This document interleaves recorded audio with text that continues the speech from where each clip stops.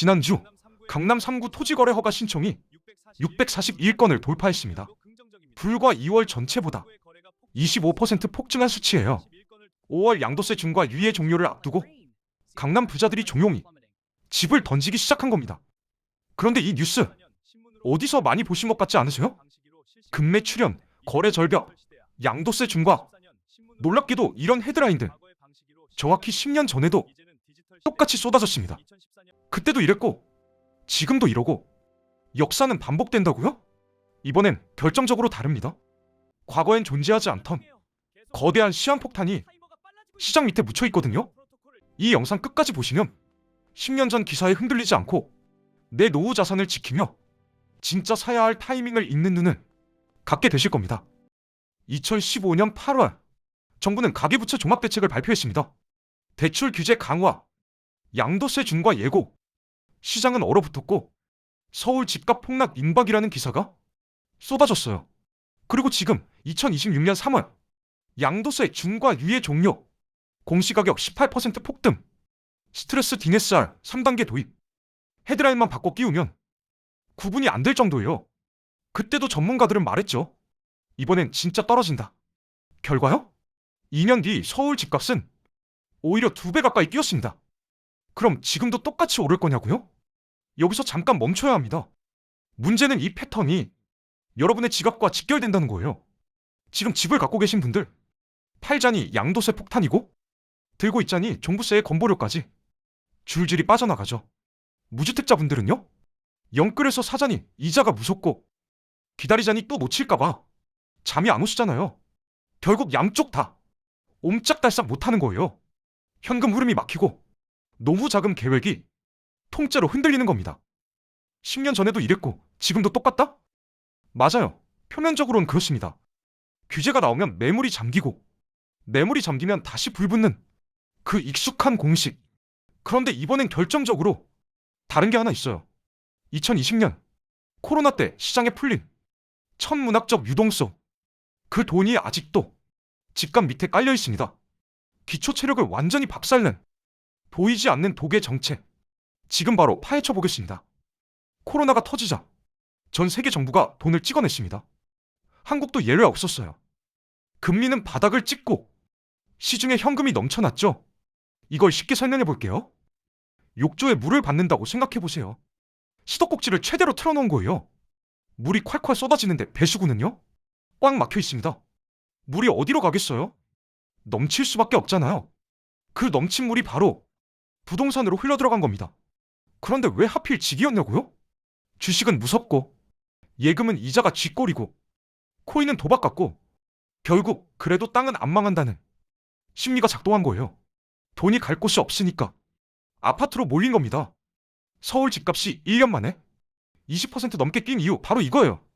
자연스러운 이라면 2022년에 거품이 빠졌어야 합니다. 실제로 그때 집값이 꺾이기 시작했어요. 그런데 정부가 뭘 했냐?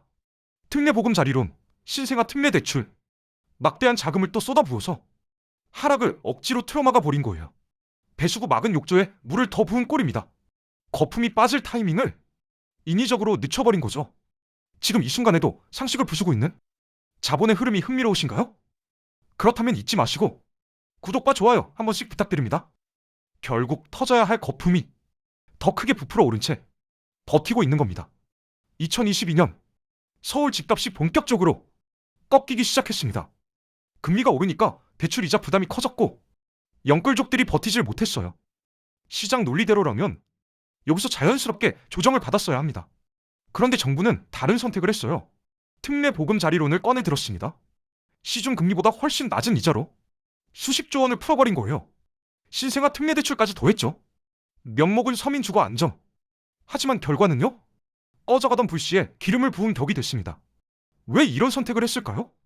간단해요. 집값이 급락하면 가계부채가 터집니다.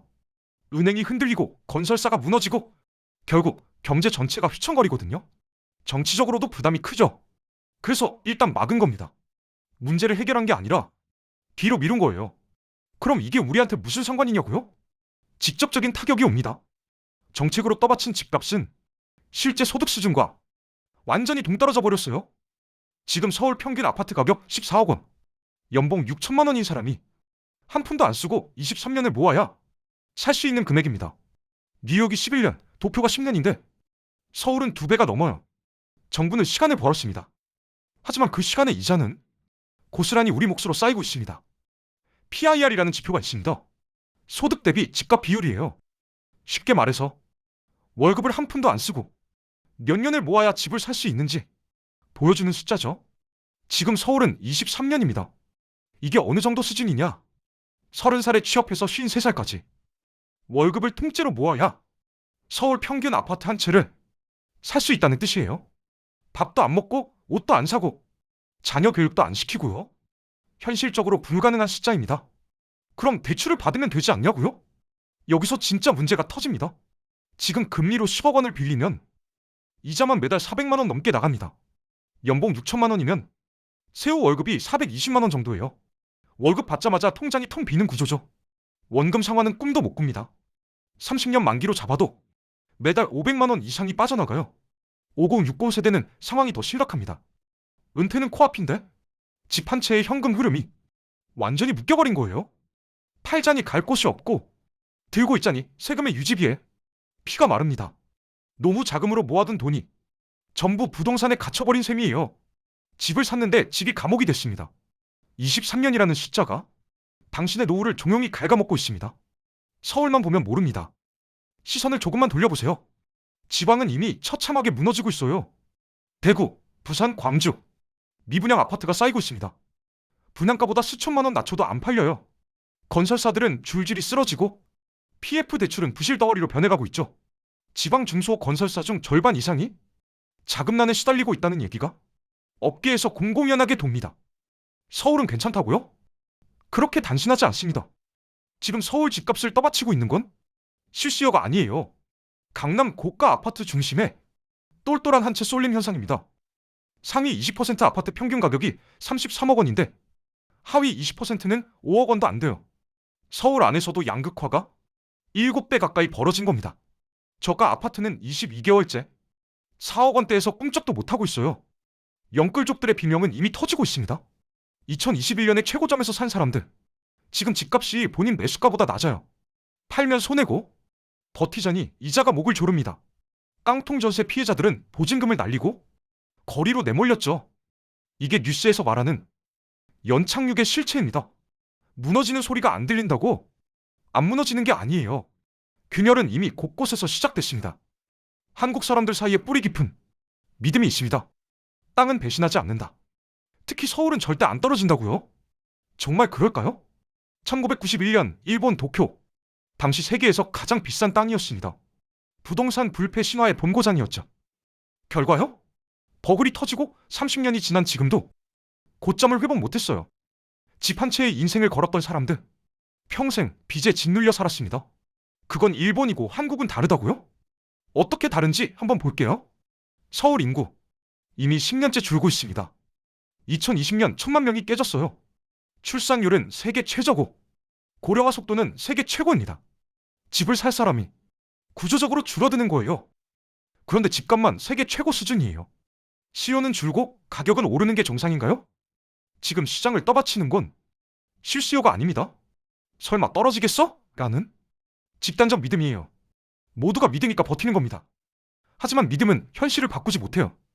일본에서도 버블이 터지기 직전까지 똑같은 말을 했습니다. 도쿄는 절대 안 떨어진다. 그 확신이 수백만 가구의 노후를 증발시켰어요. 역사는 반복됩니다. 다만 그 수업료를 누가 내느냐가 달라질 뿐이에요. 흥미로운 흐름이 포착되고 있습니다. 강남 부자들 조용히 현금을 쌓고 있어요. 3월 들어 강남 3구 토지거래 허가 신청이 폭증했습니다. 641건. 한 달 만에 25%가 뛴 거예요. 5월 양도세 중과 유예가 끝나기 전에 정리하겠다는 움직임이죠. 시세보다 수억 원 낮춘 금매들이 쏟아지고 있습니다. 왜 부자들이 먼저 빠지는 걸까요? 답은 단순해요. 그들은 계산이 빠릅니다. 지금 팔면 세금 내고도 현금이 남아요. 하지만 5월 넘기면 양도세만 수억 원이 더 붙습니다. 어차피 조정장이 온다고 보면 지금 팔고 나중에 더 싸게 다시 사는 게 이득이죠. 단순한 손절이 아니라 전략적 리밸런싱인 겁니다. 돈은 정보를 먹고 움직입니다. 개미들이 지금 사야 안 하고 고민할 때 이미 판 돈 들고 다음 기회를 기다리는 사람들이 있어요. 그럼 그 현금이 어디로 가느냐? 일부는 해외 부동산, 일부는 달러 자산, 일부는 그냥 예금에 묻어둡니다. 공통점이 있어요. 전부 유동성 확보예요. 움직일 수 있는 상태를 만들어 놓는 거죠. 부자들이 현금을 쥐고 기다릴 때 당신은 무엇을 쥐고 있습니까? 무작정 폭락만 기다리는 건 전략이 아닙니다. 시장을 읽는 눈을 가져야 해요. 스스로 판단할 수 있는 프레임워크. 지금 드리겠습니다. 첫 번째, PIR을 보세요. 소득 대비 집값 비율이 15배 아래로 내려올 때가 진입 신호예요. 지금은 23대. 아직 멀었습니다. 이 숫자가 꺾이기 시작하면 그때 눈을 크게 뜨셔야 해요. 두 번째, 거래량을 추적하세요. 급락장 초기엔 거래가 끊깁니다. 하지만 진짜 바닥은 거래량이 서서히 살아날 때 만들어져요. 가격보다 거래량이 먼저 움직인다는 걸 기억하세요. 세 번째, 전세가율을 확인하세요.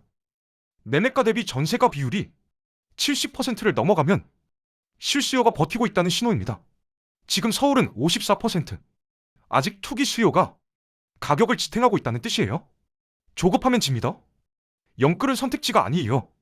이자 부담을 감당할 수 있고 실거주 목적이 확실하다면 그때 움직여도 늦지 않습니다. 10년 전 기사에 흔들리지 마세요. 거품은 반드시 빠집니다.